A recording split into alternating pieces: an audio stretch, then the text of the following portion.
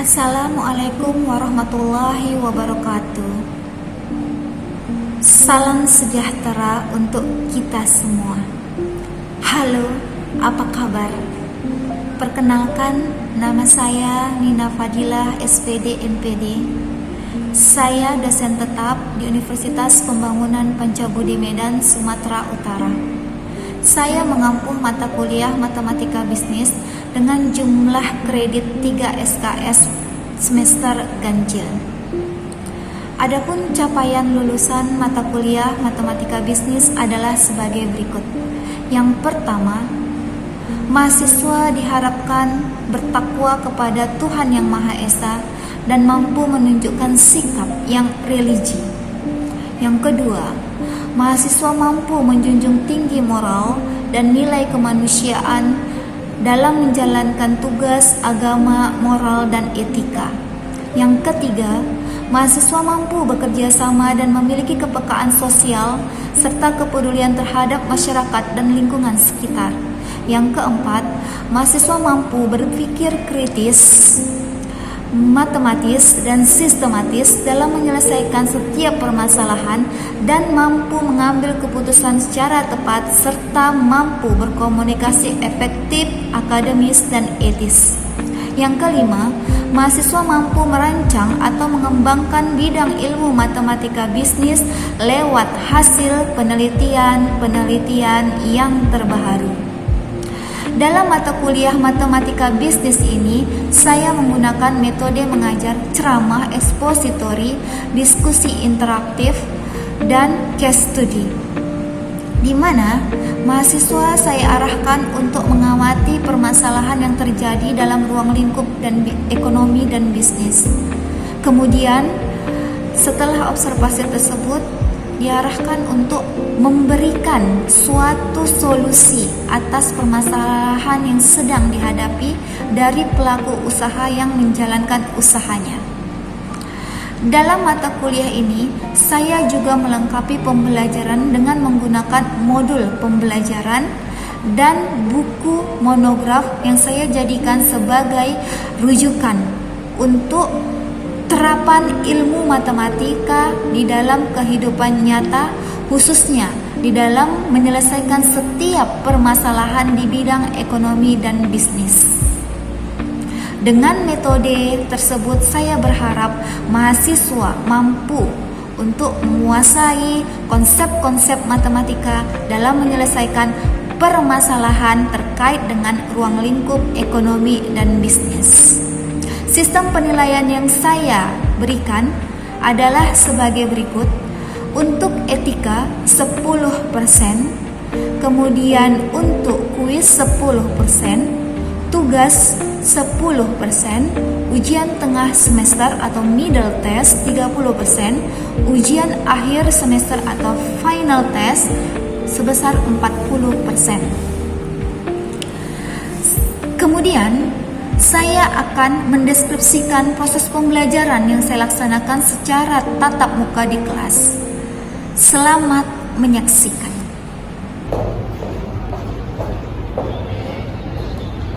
Assalamualaikum warahmatullahi wabarakatuh. Selamat pagi, mahasiswa dan mahasiswi semua.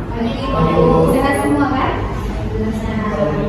Hari ini adalah pertemuan kita yang kedua untuk melaksanakan perkuliahan mata kuliah Matematika Bisnis.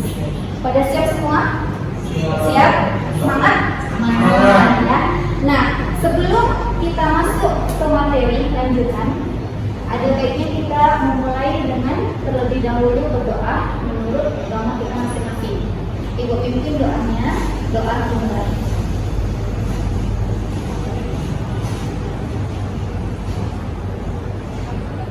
Doa selesai.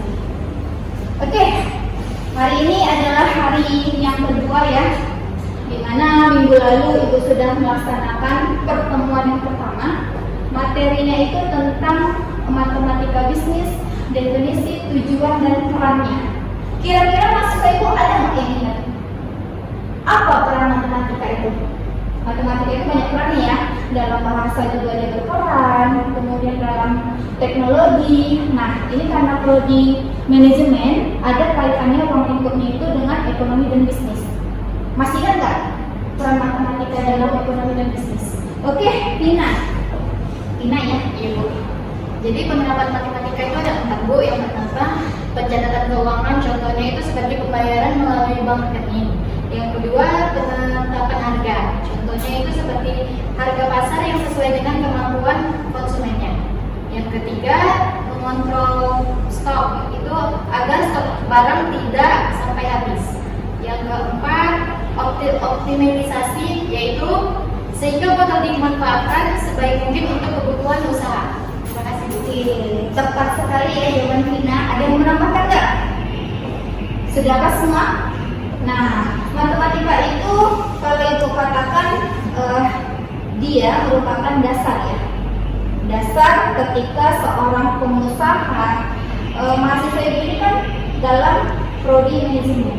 Tentunya ada kata manage di situ. Manage ada kaitannya dengan mengatur, benar kan? Mengatur. Kalau dikaitkan lagi pasti ada aturan. Dalam bentuk apa? Hitungan. Contohnya laporan keuangan, ya.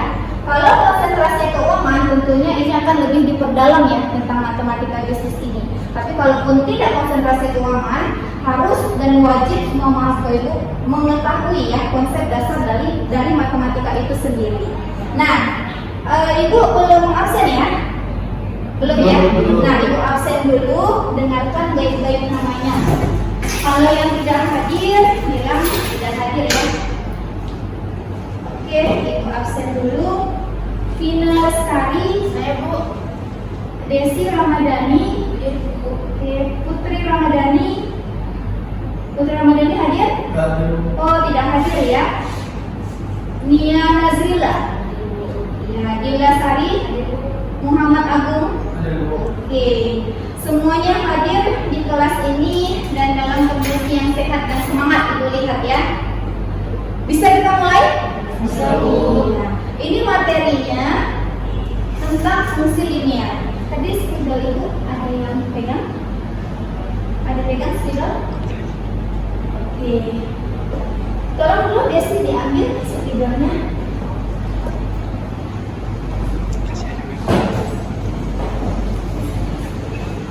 Iya. Nah, terima kasih ya Desi. Di sini Ibu mau menjelaskan tentang yang namanya fungsi. Kita hapus dulu ya.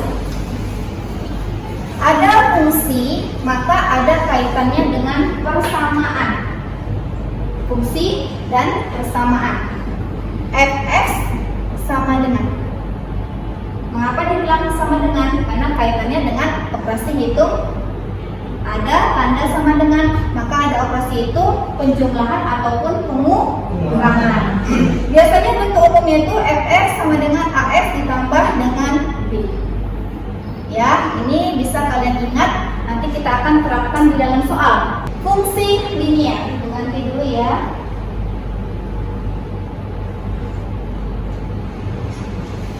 Nah, ini contoh fungsinya. Bisa diperhatikan.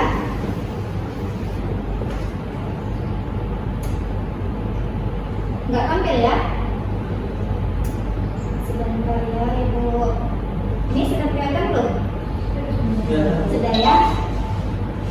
Nah, Ibu slide 2 dulu. Nah, slide 2 ini contoh fungsi. Seandainya ada persamaan 3x ditambah 2y sama dengan 6. Oke.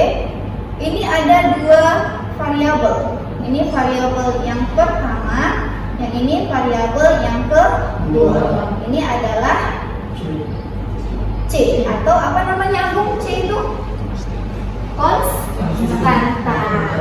Konstanta, di mana konstanta ini dia tidak dipengaruhi oleh variabel. Tidak ada variabel yang berada di sampingnya, baik di depan ataupun di belakangnya, tidak ada.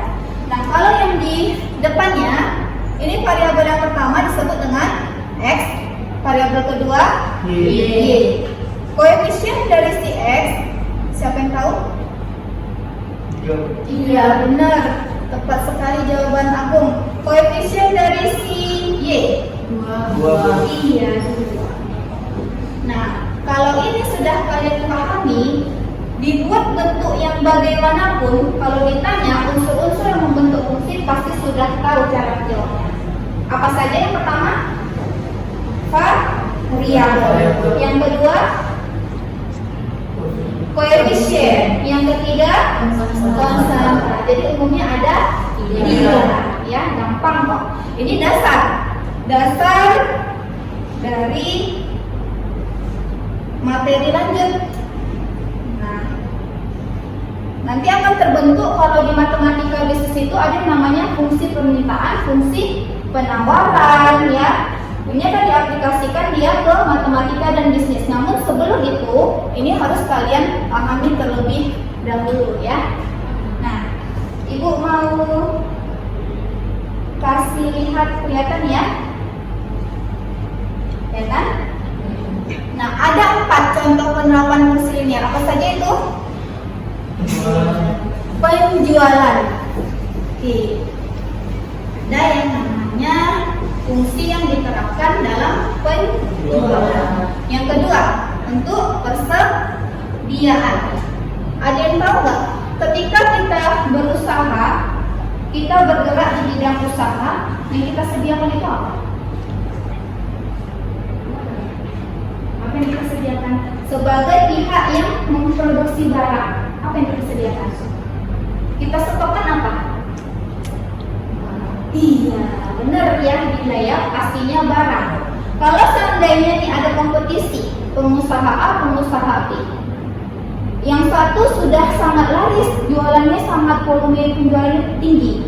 Namun di pengusaha B-nya kurang. A tadi tinggi ya, B kurang. Namun di A tidak pandai, ya, tidak pandai dalam menyetokkan barang. Kira-kira siapa yang lebih jalan terus? Yang masih berjalan usahanya? A atau B? Ya jelas B, kan? Karena yang A tidak menguasai cara menyetokkan barang. Dia jor-joran terus mengeluarkan barang tanpa disisakan. Nah, itu bisa mempengaruhi kinerja dari usahanya. Namun kalau pengusaha B, walaupun volume penjualannya itu tidak begitu tinggi, tapi dia pandai mengatur stok barangnya, nah dia akan bertahan. Itulah yang harus dikuasai oleh pengusaha. Jadi tidak asal-asalan. Kalau orang buka usaha asal-asalan, nah itu nanti risiko kegagalan usahanya juga besar. Ya. Nah, yang ketiga, ini apa namanya? Cost. Atau kalau di bahasa Indonesia kan ini cost, ya. Apa itu cost? Apa cost? Bahasa Inggris. Ada cost, ada revenue, ada price. Cost itu adalah biaya. Ya kan? Biaya apa saja? Coba. Yang pertama ada namanya biaya produksi. Yang kedua ada namanya biaya apa misalnya? Biaya distribusi. Barang sudah diproduksi. Kemudian kan pengusaha memikirkan berapa biaya untuk mendistribusikan barang ke tempat-tempat yang memerlukan. Jadi pengusaha itu harus pintar, kan? Kalau pengusaha tidak pintar, maka segalanya itu akan berjalan tidak ada perencanaan, apalagi dalam hal anggaran. Ya. Nah, yang keempat, peningkatan kinerja. Yang tadi aku bilang, kalau dia tidak pandai dalam mengelola usahanya, maka kinerja usahanya pun bisa turun, berjalan di tempat, dan akhirnya juga bisa tutup. Karena tadi dia tidak pandai berkreativitas. Ketika dia mengalami kendala dalam menjalankan usaha, dia hanya pasrah. Ada nggak usaha yang seperti itu? Ada, banyak sekali ya. Jadi kalau dalam menjalankan usaha itu tidak perlu kita modal besar. Modal kecil, tapi kita pandai mengelolanya, kinerja usaha itu bisa menjadi meningkat. Salah satu bukti ya, kinerja usaha itu bisa meningkat, misalnya di pengusaha gorengan, ya, awalnya dia cuma satu, kemudian dia pandai mengelola usahanya, kinerja usahanya bagus, maka dia bisa buka cabang di lain tempat. Itu namanya kinerja usaha. Oke ya, kita lanjut dulu. Nah, kita masuk ke rumus fungsi linear. Ya. Tadi bentuk umumnya apa? Siapa yang masih ingat bentuk umum fungsi linear? Angkat tangannya. Tadi si Agung sudah, si Pina sudah, Dila sudah. Ada yang bisa menyebutkan selain 3 orang tadi? Apa bentuk umum fungsi linear? Oke. Coba si Pina. Apa Pin? Di sini sudah ada loh. Nah, Y sama dengan MX ditambah dengan ekuivalen dengan FX sama dengan MX ditambah dengan Y. Jadi Y di sini sama dengan FX. Oke ya? Bisa paham? Nah, Ibu sudah menjelaskan unsur-unsur pembentuk dari fungsi linear. Sekarang Ibu kasih contoh. Fx sama dengan 2x ditambah dengan 6. Berapa nilai m atau gradiennya?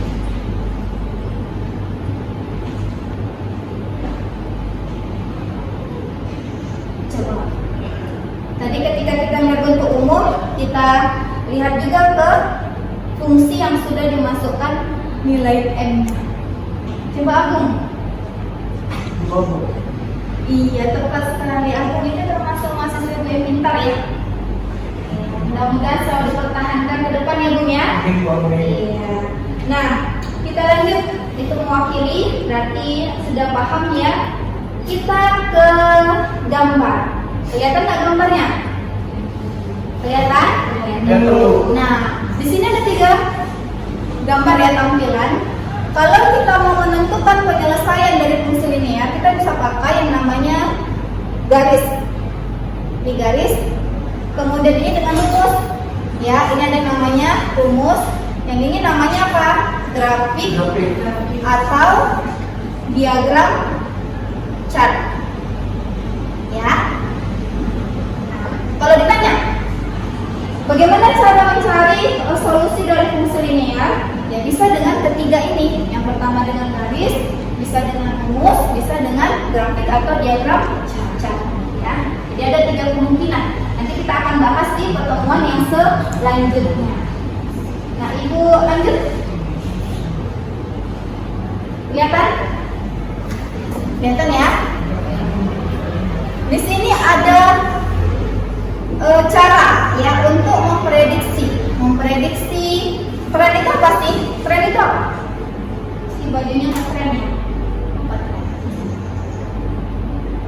Yang tertimba ada istilahnya sekarang yang viralnya, yang sering muncul, ya kan?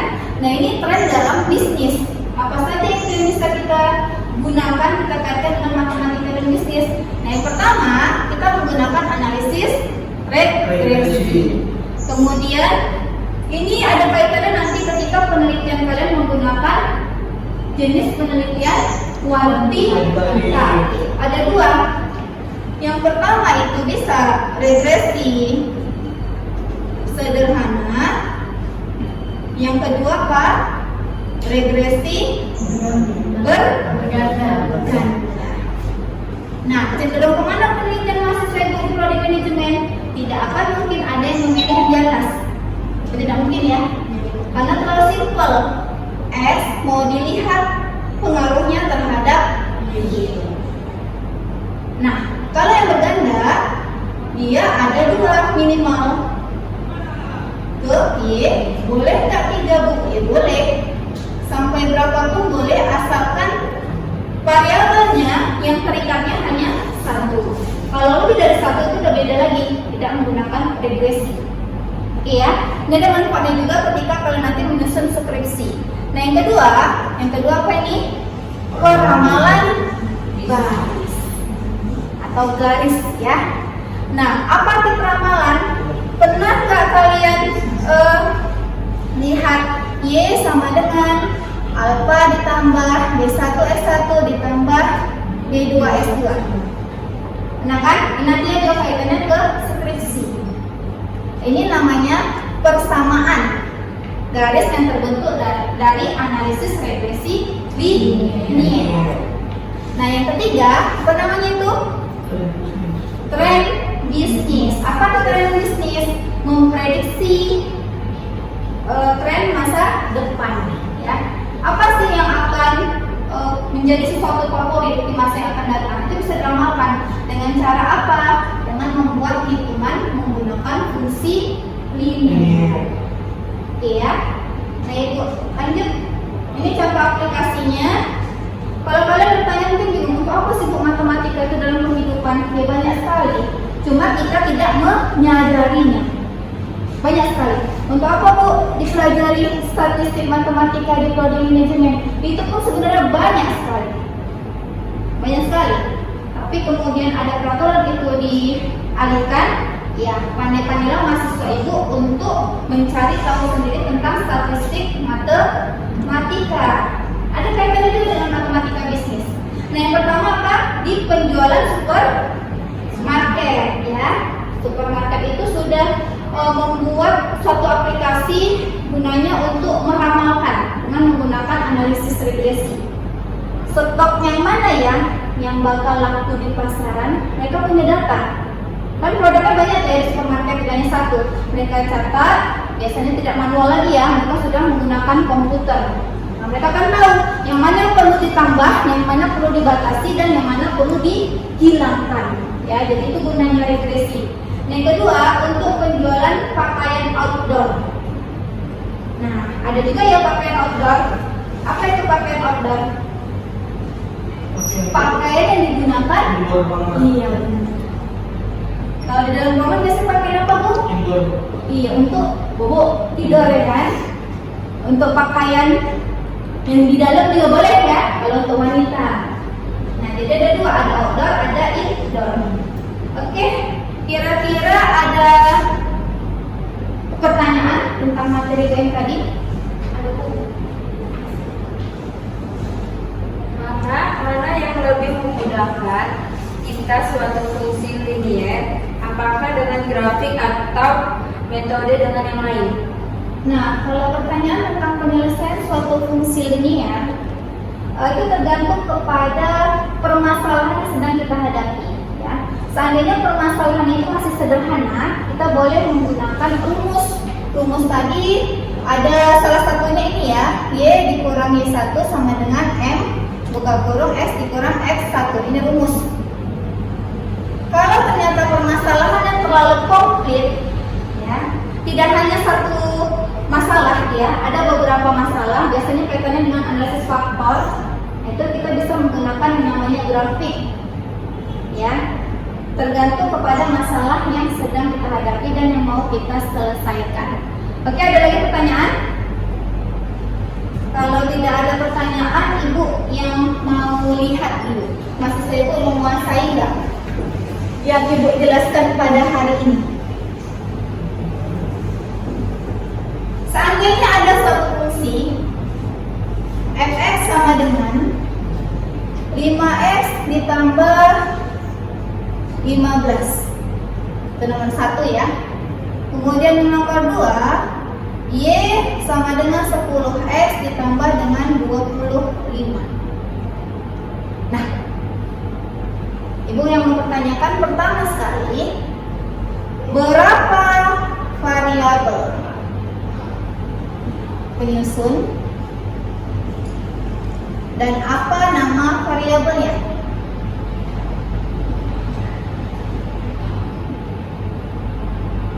Sebutkan koefisien X-nya,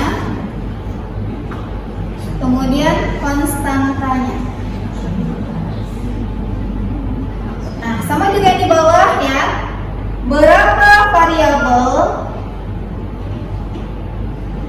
penyusun, koefisien dari X-nya, kemudian konstantanya. Nah, kalau kalian sudah paham untuk mengidentifikasi suatu fungsi, maka kita akan lanjut membentuk fungsi. Ini kebalikannya. Ada mengidentifikasi fungsi sudah ada. Nanti lanjutannya kita yang membentuk fungsi. Fungsinya jadi apa ya? Coba siapa? Bisa Pina? Kalau bisa, Pina boleh tulis ke depan atau di coba dituduh pun boleh. Sebutkan aja. Kira-kira bisa? Nah, Ibu kasih waktu berapa ya? 2 menit ya, 2 menit aja. Nah, kalau ada lagi pertanyaan silahkan ditanyakan. Masih ada pertanyaan? Ada pertanyaan? Boleh ditanyakan sama Ibu. Oke, sudah? Oke Gung, Mbak Agung nih. Aku nih Ibu semangat buat lihat Agung ini. Entah kenapa dari bodinya juga sangat berpawang ya. Sabik ya, itu suka wanita itu. Coba Gung, yang pertama, berapa variabel penyusunnya? Ini sama dengan Y nih Gung. Nah, jadi jangan bingung-bingung Gung. Fs itu sama dengan Y. Apa variabel penyusunnya? Ada si X. Nah, terus si X. Berarti ada 2. Nah, sebutkan koefisien S-nya. 5. Konstantanya dong. 15. Iya, benar sekali. Lanjut, yang kedua siapa berani? Ada kuisnya, siapa berani? Siapa bisa? Ini tambahan nilai dari Ibu ya. Setiap mahasiswa Ibu yang aktif di kelas itu akan menjadi penilaian Ibu sendiri. Kalau nantinya dia kurang di nilai akhir, bisa jadi Ibu alihkan nilainya itu dan tidak memungkinkan juga bagi Ibu untuk membuat dia nilainya A. Oke, Nia?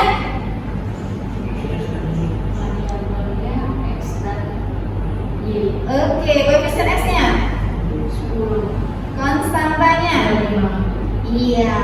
Baik sekali ya, perwakilan mahasiswa Ibu ada 2 orang ini. Semoga juga yang lain paham. Pesan Ibu, materi yang sudah kita dapatkan hari ini diulangi lagi di rumah. Nanti akan Ibu berikan tugas untuk pertemuan yang selanjutnya. Sebelum Ibu akhiri pertemuan ini, marilah kita berdoa terlebih dahulu. Doa dimulai.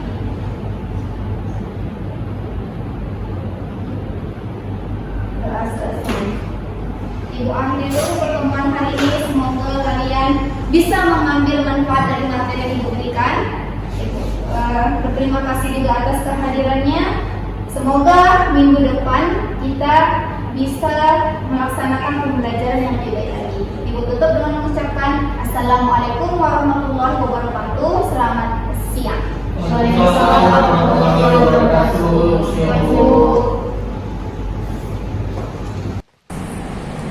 Demikian deskripsi singkat saya. Semoga dapat memberikan gambaran proses pembelajaran yang saya laksanakan selama saya mengampu mata kuliah Matematika dan Bisnis di Universitas Pembangunan Pancabudi, Program Studi Manajemen Fakultas Sosial dan Sains. Semoga dapat memberikan gambaran juga pada bidang pengajaran dan referensi untuk ruang lingkup yang berbeda. Saya Nina Fadila SPD MPD pamit undur diri. Salam sehat, ikhlas, dan semangat untuk mensukseskan pendidikan. Terima kasih. Wassalamualaikum warahmatullahi wabarakatuh.